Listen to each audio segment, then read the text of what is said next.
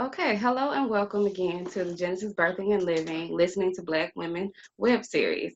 Today I have with me Erica Glaze, and I'm going to let her tell you all a little bit about herself, what she does, and where she resides. So go ahead, Erica.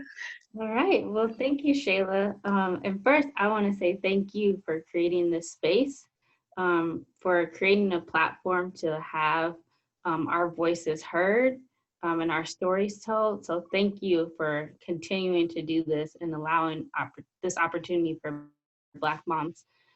So, I am in Phoenix, Arizona. I am a native to Arizona, born and raised here. I have family in the South, so we do spend some time down there often. Um, I am married. I have a son. He's 22 months old. His name is Skylar, and I think he's pretty cute, kind of biased. He has better eyelashes than me. That's a fact. I own a business, so I work here in Phoenix as an independent contractor. I'm a health educator. I love to do trainings. I love to design content. My background's been primarily working with moms and kids with like the WIC program or the USDA food programs. Wow. And so now I'm trying to shift. So after I had my son, I feel like the mama bear in me was really awakened. Oh, And so I am finishing up right now a program with CAPA to be a childbirth educator. And okay. so my goal is to do more work in the birthing space and just be a voice there for moms too, especially for Black, Indigenous, and women of color, Hmm. just to be there to support them so that we can have better birth experiences. Okay. Okay. Thank you. That's a lot. It sounds like some great work that you've been doing. Um, and it doesn't sound like much of a shift from, you know, working in, I guess, the public sector. You just kind of expanded it, it sounds like. So, Yeah, that's true. yeah. So, I'll first start by asking, like, why you agreed to do this and why you think it's important to tell your story. So for me, I believe that science is not enough. Like for Mm, me, stories are data. And so the more people that can tell their stories and the more people that will listen to others tell their stories, I think that's really when you start to see change. Because as much as we need science, we also need lived experience. We need mm, people who are living this day to day to tell us about their experience. And so for me, it was really important just to be another voice in the conversation, mm-hmm, to share my story. I think initially after having my son, I was nervous to share my story because mm, I didn't necessarily see it as a good one or that one that people would want to hear. And so over time, I've just kind of learned to embrace that truth and embrace the story for what it is. Even all of the parts I don't like. yeah. So hopefully other moms will be more open to doing that too. Okay, thank you for that. Thank you. 'Cause, I've had to grow myself in the stories that I listened to because at one point I didn't think, I thought because I was you just hear so many negative stories as a Black woman from other Black women, and in Right. time I had to learn that okay, that's the problem, like that we have these negative stories. Like it's not our fault that we have these stories, and it's not a shame to the mother. It's a shame to a Right. system that just keeps failing us. Like why do these have to continue to be our narratives? So Mm-hmm. I did create this space to for women who do survive birth. Even when they don't have the experiences that they want, maybe the stories can kind of help us to just kind of explore what happened. Why are Yeah. we having these experiences, and what things do we need to do better from the mouths of the women experiencing it, and not just the, like you said, data collectors or statisticians or Exactly. whatever.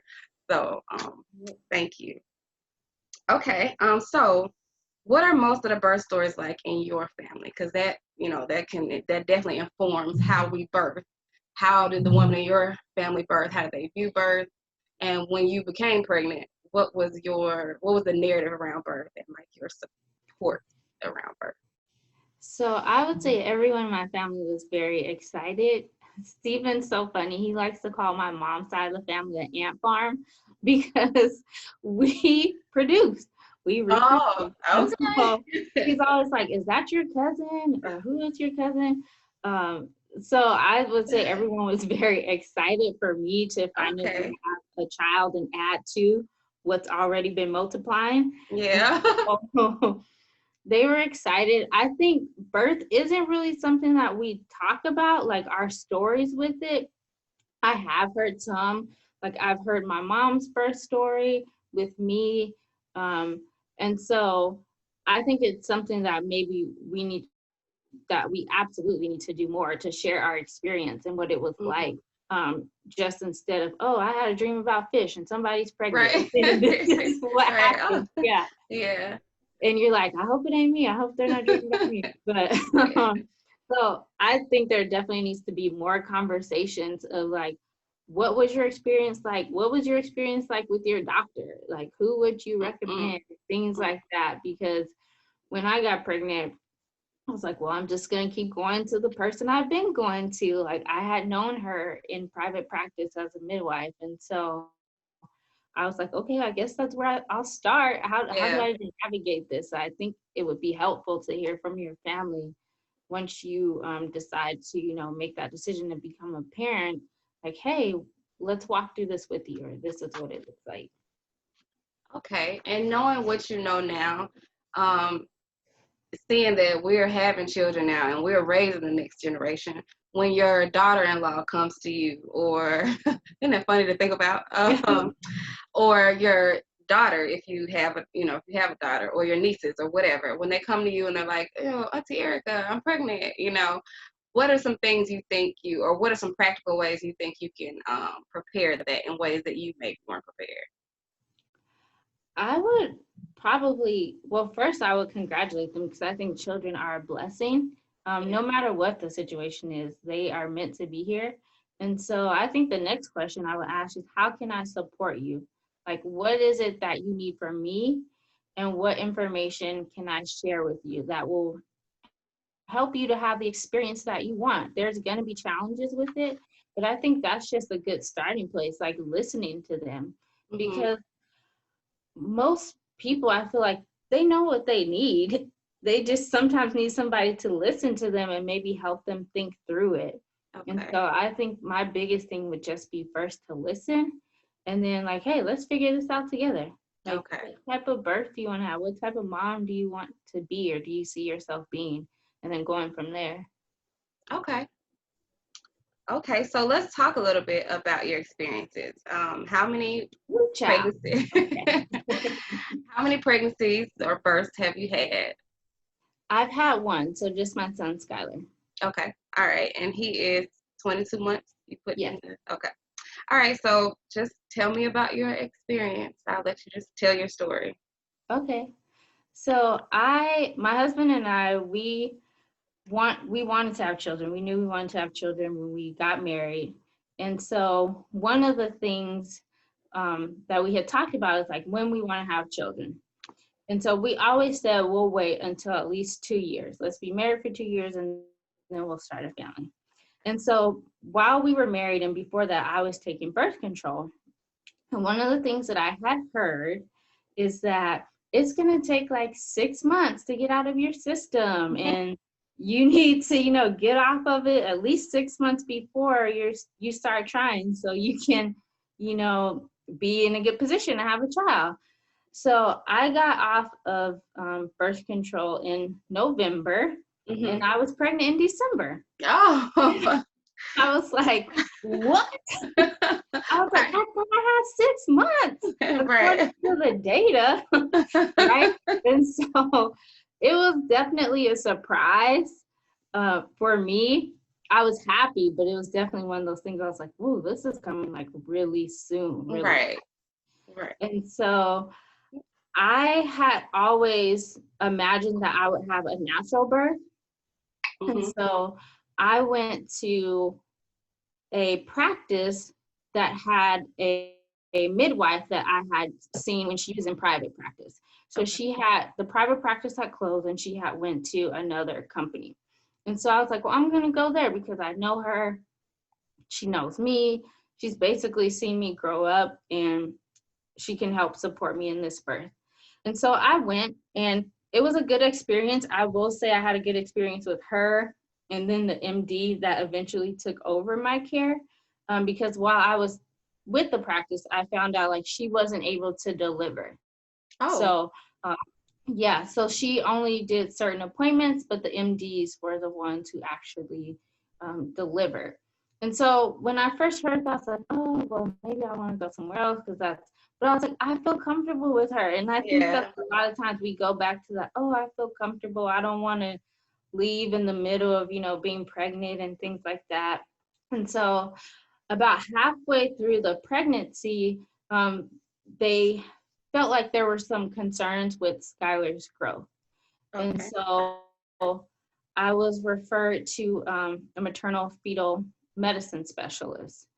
And after, this was around like 20 weeks. Oh, okay. So after going to the specialist and having appointments with the doctor, they made a diagnosis of IUGR, which is called intrauterine growth restriction. Oh. And for me, I was like, I don't know what that is. Like, what? Like, I have never even heard of this. What are you telling me? Like, is it serious? Mm-hmm. And it just put a lot of extra anxiety and pressure on me because I had no idea what it was. And I don't feel like I got enough information from the medical providers. I feel like I had to go do a lot of research. I don't feel I did have to go do a lot of research on my own. Mm-hmm. Because what I was hearing was, oh, his growth. It's just, he's a little bit too small. He should be at this, weight or size. And these are the things that we're seeing on the images that we're taking. And there was really no clear reason as to why it was happening or why they thought this was happening. And mm-hmm. So just from my own research and just seeing some of the things about it, it was saying that it could be due to poor nutrition or issues with the placenta. And I was very sick in the beginning of the pregnancy. So part of me was like, maybe that could be it, because I was very sick. I was in and out of the hospital. Oh, wow.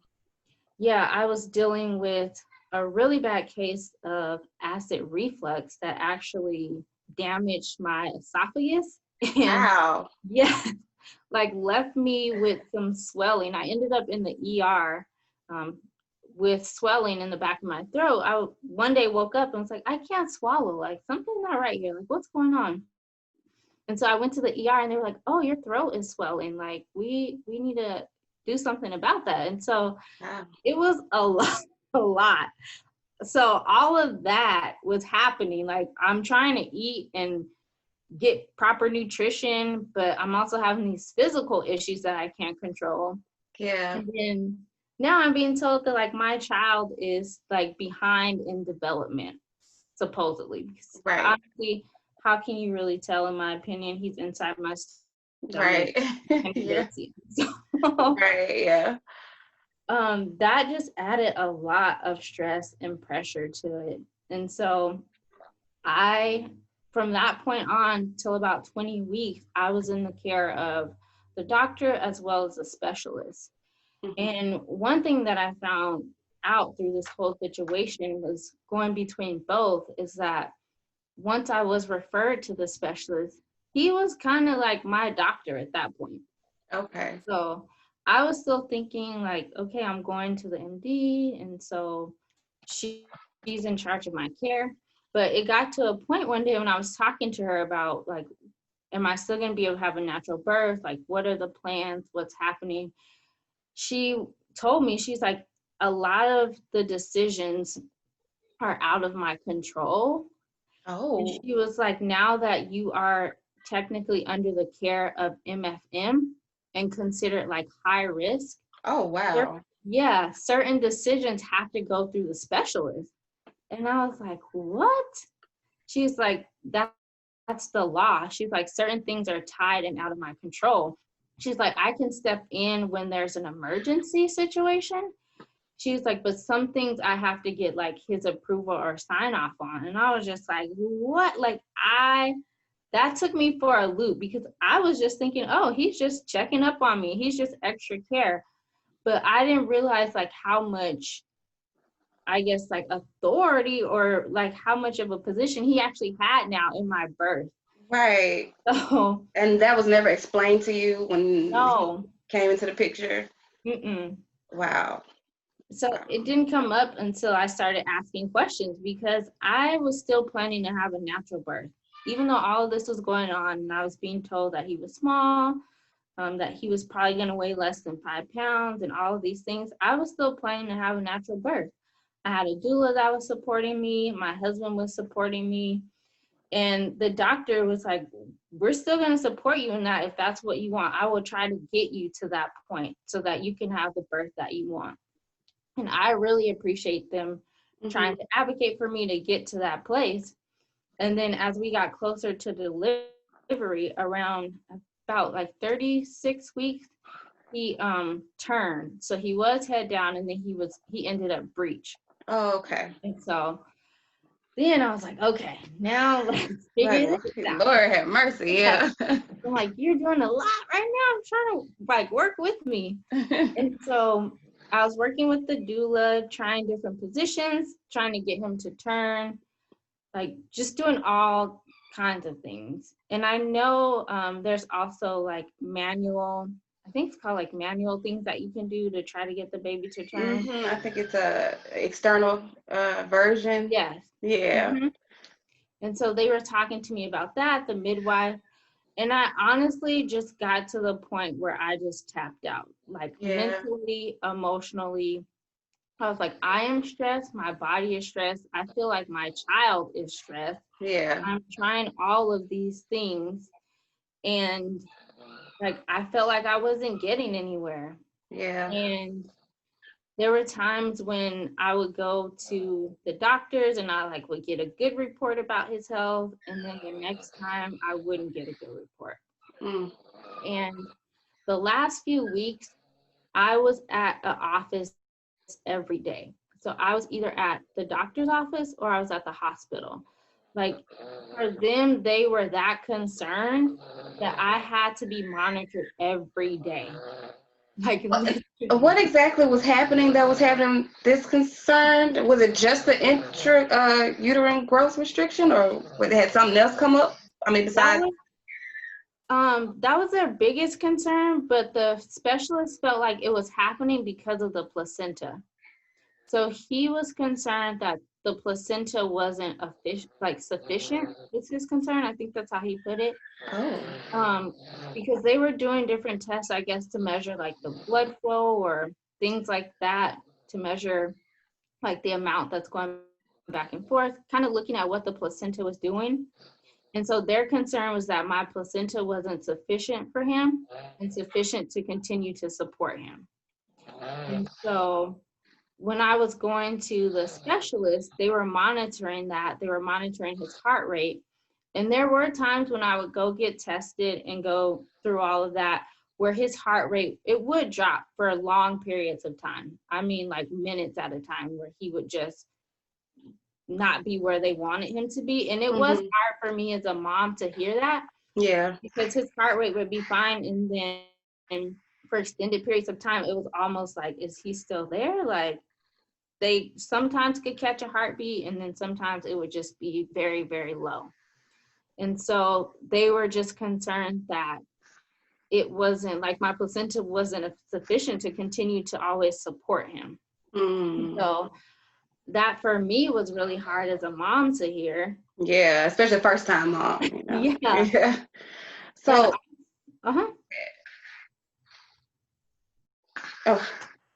I was gonna ask how you were feeling during all of this. Like, while all this happening, like physically, did you feel fine? I mean, besides, the emotional strain that it was causing. Like, did you feel okay? Did you notice a difference in his movements or anything like that? Or I will say, like, he wasn't as active. I felt like, and that was another thing that just caused me more anxiety, because every time I went for these tests, they were like, is he moving? Did you count? Like, how many kicks? I'm like, I'm not counting kicks. I can't do that. Right, that's too much. Yeah, like, I am already stressed out. You don't understand. I don't have time to track kicks on this sheet. Yeah. Yeah. And the nurses, I mean, they were trying to be supportive, but sometimes I feel like there's a line of being supportive and just overwhelming patients, because I feel Mm-hmm. overwhelmed. I mean, if the message that you're hearing all the time is like, you got to make sure he's kicking, you got to make sure he's moving because your placenta might not be efficient. And we've seen this happen before. And if he doesn't move in this amount of time, you need to come to the hospital because at any moment your placenta could completely shut down. We've seen this happen where it shuts down. And I'm just like, what? Like, why don't I just pull a cot up and stay here? Because yeah. it's just, yeah, that's a lot. Wow. It was tough. And so those last few weeks were so trying because I was literally somewhere every day for hours at a time. And towards the end, they came and they were like, we believe that he needs to be born by C-section. Like, we know you want to have like a natural birth, but given like what we're seeing with like his drops in heart rate, given what we know about this condition, we think it would be best like if this is the route that we take. And so for me, it was really a shock. Like, it was a moment of grief for me.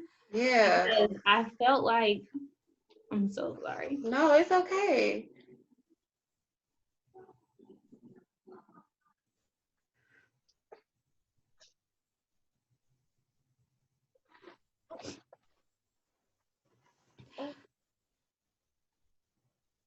Take your time.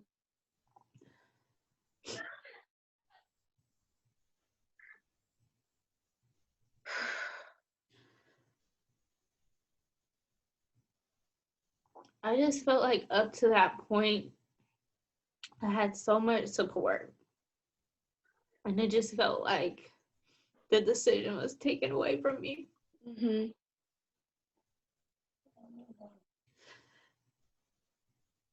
Yeah. And I understand why.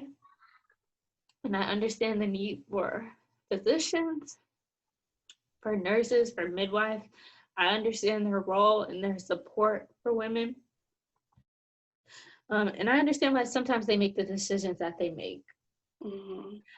I think it's important just to also be mindful of how it impacts your patients Mm-hmm. and the trauma that it can cause. Mm-hmm. Because for me, that wasn't in the plan. Mm-hmm. And at that moment, I don't feel like I was in a position to really advocate for myself Mm-hmm. because I didn't know what I know now. And so I ended up having a C-section. Mm-hmm. And it was hard because I was feeling so many emotions. I was like, well, if this is a way to bring him here safely, then that's the route I have to take. Yeah. And then on the other hand, I'm thinking as a health educator, like, what else do you know? Like, I felt like everything that I had known just kind of went out the window. Yeah. And I was just so vulnerable. And I just felt like, I don't know, maybe I should have done something different or maybe went another route. I will say, though, that my doctor, the midwife, my doula were all supportive. And I think they felt, how hard it was for me. And I definitely believe that there are a lot of C-sections that happen that are not necessary. We have like the rate of C-section is really too high. Mm-hmm. And I feel like for my doctor, I feel like she thought that was best in her mind. Mm-hmm. Like, I don't know if it was necessarily best medically, but I felt like this whole time that we had been through this journey together, Mm-hmm. like, I really felt like I saw her heart for me, my doula's heart for me, and the midwife's heart for me. They were like, we are fighting for this baby, and we are fighting with you for this child. Mm-hmm. And so a part of me was like, okay, I want to acknowledge and embrace that too. Yeah. But it was difficult. And the C-section was the first time that I had ever had major surgery. Yeah. And so I think that is part of the reason why it impacted me the way it did. And there was some trauma because I had never been in an emergency room. Right. operating room. Mm-hmm. And so just to like walk into that room, I was like, what? Like, Yeah. that alone was like, whew. Yeah. Yeah. I supported one C-section and I left feeling like, oh, that was a lot, you know. Yeah. So yeah, I can't imagine experiencing it. Yeah. It was a lot. And I often wonder if the emotions that I was feeling, the anxiousness and the nervousness kind of was one of the reasons why the C-section got off to a rocky start. So here I am back to like having this rocky pregnancy. So the C-section, they prepped me for it. I was there. Stephen was there in the hallway, and I was there waiting for everything to get set up to start. And while I'm laying there, I'm like, you know what? I don't feel quite right. Like, I feel like I'm not all the way numb. Like, I'm feeling the air a little too much. Like, something doesn't set well. And so they, the anesthesiologist came over and he's like, well, move your legs. And I'm like, lifting my legs. He's like, well, they seem a little heavy. Like, I'm like, you could still lift them though? Yeah. Okay. It's right. And so next thing I know, I'm laying there and I feel like some pinching. And I just remember saying, ouch, like, ouch. And the nurse was still right here by my head. She's like, wait, she said something like, I think she felt that. And I was like, yeah, I did feel that. And so she came over, the doctor, and she's like, well, let me try to do something really quick. So I think they ran like an instrument across me or did something. I was like, yeah, like I'm feeling everything that you were doing right now. Like I feel it. And so the anesthesiologist comes over and he's apologizing and he's like, it looked like the spinal, whatever. I don't even know the correct names. It looked like it went in good. I'm so sorry. I don't know what happened. He's like, unfortunately, I have to put you all the way to sleep. And so I ended up being put completely to sleep. Stephen was told that he couldn't come in because once you go under all the way, apparently no one else can be in the room because I guess it increases the risk of the surgery. It becomes more high risk. Wow. Yeah, he wasn't in there with me. And the last thing I remember is just like something being put over my face. I went to sleep and I woke up in a recovery room. And so, wow. Yeah, that experience was it was traumatizing and one that I'm still trying to work through and process. But I'm like, that is the story. And for me, for a while, I didn't want to share it because I felt ashamed. Like I wanted this natural birth and then I ended up with a C-section. And nobody wants to hear about that story. And how could you let that happen? And I just had to get to a place where I just realized like, this is my journey. That is what it is. It can be different if it happens again, but this is my truth and I have to embrace it. And maybe it'll help another mom. Wow. Well, it is definitely helping me. I've never heard, because most moms who do have C-sections, they don't want to talk about it, not in that vivid of detail. Like, it's like, oh, you know, I planned for this, I had a C-section, but you know, that's just, baby was healthy, and then usually that's it, and they close it out, and you're like, okay, all right. And so I think that leaves people thinking like, okay, well, if I have a C-section, well, it's not so bad, you know what I mean? At least my baby will be healthy. So I think it helps to hear it, like to hear you walking through it with us and to see the emotion, and I thank you for that. Thank you for that. So you wake up in the recovery room. What were your first, hours or moments with your baby like? I feel like my story just keeps getting like rockier and rockier, but I'm gonna just be real because that's what this is about. I woke up and I was actually really sick. Okay. So I think it was just a result of having too much anesthesia because I had it put in my back. That was the first one. And then when that didn't take, I had it given to me, like the general anesthesia, and I was put to sleep. So I think I just had too much medicine in my system. Okay. So I was extremely sick, throwing up, couldn't really sit up. I couldn't hold Skylar because I was that sick. The nurses, me and Steven laughed because we were like, they were like trying to be so supportive because I had told them I am breastfeeding. Like, I am breastfeeding my son. Do not give him formula. Like, I want to feed him. And so I remember being in recovery, and they like sat me up a little bit, and Steven is over like to one side with a pan because I'm sick.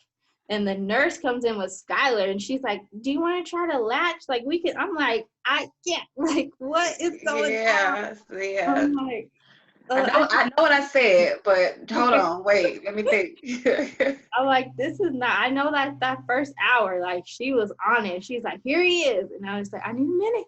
Yeah. You can sit up. So it was rocky. I eventually got to hold him. He did end up getting formula a little bit in the beginning because I was actually very sick. I think the next day is when I actually, later on that day, was able to like kind of just sit up and feel normal and not, feel like I was going to get sick on him or on me. Wow. So it was a rough 24 hours. But yeah, that's where it led to. And I did the whole hospital stay like every mom, and had all those room checks, which is like how I'm gonna rest. And y'all, I'm telling you, yeah. like every hour checking something. So yeah. Okay. So how was he? Was he okay? Were there concerns warranted? How much did he weigh? He was 4 pounds 5 Okay. ounces Oh wow. when he was born. So he was under the 5 pounds, like they had thought. But that was pretty much the only thing, was his weight. Other than that, he was fine. Okay. Okay. And how far along were you when you had the C-section? I was 36 weeks and 6 days. Okay. Okay. Okay. So, yeah. And so the concern was that, oh, I'm sorry, go ahead. Oh no, I was just gonna say, I think they call it like late preterm. Oh, you said you were 36 weeks? 36 in a couple days or something. So when they initially told me, like, he's not like a preemie, but there's like that category. Oh, okay. And so the concern was just that your placenta might shut down and then stop supplying him. So they just wanted to get him out as soon as possible. Right. That was their concern of like, we have seen this before. And I feel like they were probably concerned about stillbirth, possibly. Nobody said that to me, but I feel like all the language around it was like, we need to get him out because I've been here before and I've seen this, and we want you to have a baby. Wow. Okay. Wow. That is a hard decision. It is. It was one for me that I was like, I've never been here before, so I don't know what to do. I don't know what my options are in this place. Yeah. Wow. Okay. Yeah. Well. Wow. Okay. Let me see. It's a lot. Yeah. Yeah. So what was your, you talk about like your support system around you while all this was happening. I mean, I know you were taking in a lot, so you probably weren't like gauging everybody's, feelings and emotions as much, but like what were some practical ways that people around you were very supportive, like your husband, your family, and like in what ways did that help, I guess?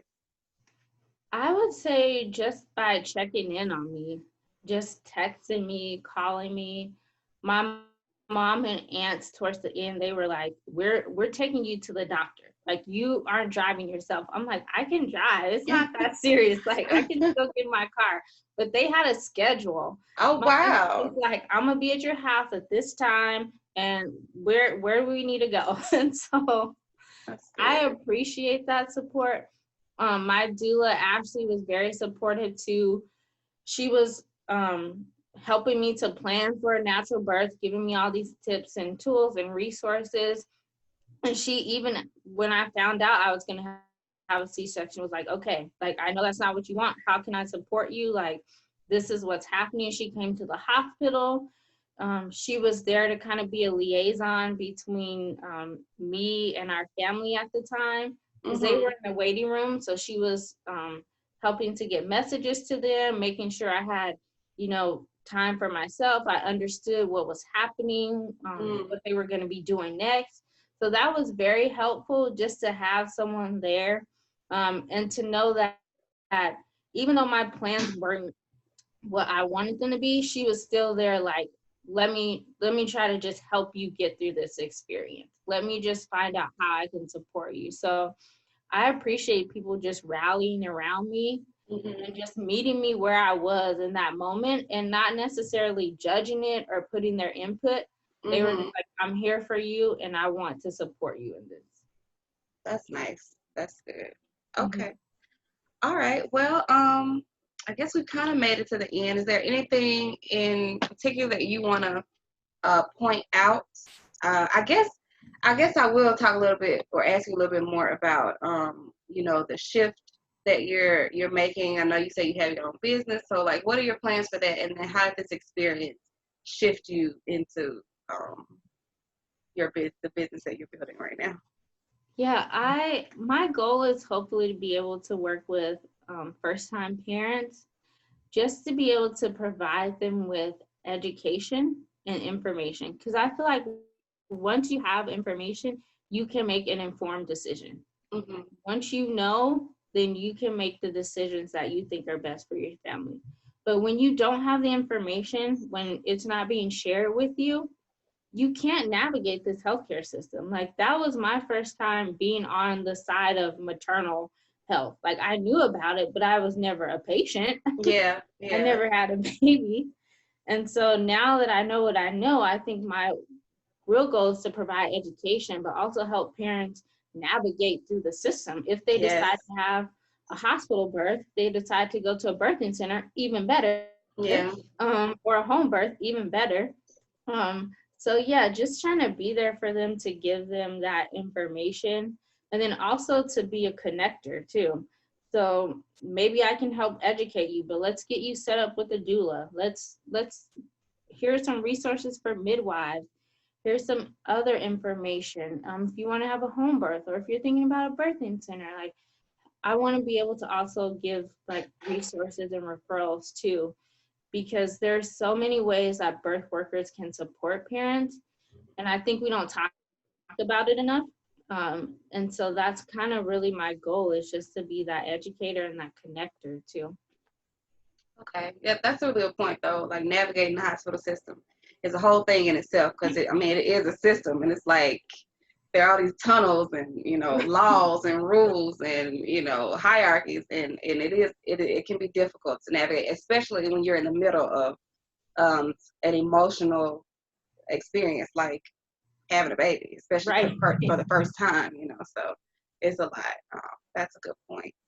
Okay, well, I guess closing out, last thing I'll just ask is, now that you've been through what you've been through and come to the other side of it, how are you planning for the next birth, or are you even still wanting to do that at this point? Yeah, I think for me, I'm not sure. Like, before I had my son, I was like, oh, I'll wait until he's 3, maybe 4, and I'll decide. And then after I had him, it took me a while to realize, like, I need to go talk to somebody. Like, I need to work through this, because what is easy for one mom may not be easier for the other. What's traumatic to one mom may not be traumatic to the other. But for me, this experience did leave some trauma there. And so that I needed to work through. And I would say I'm still working through it. My initial response has always been like, no, I'm not having another child. Like, that was enough. Never again.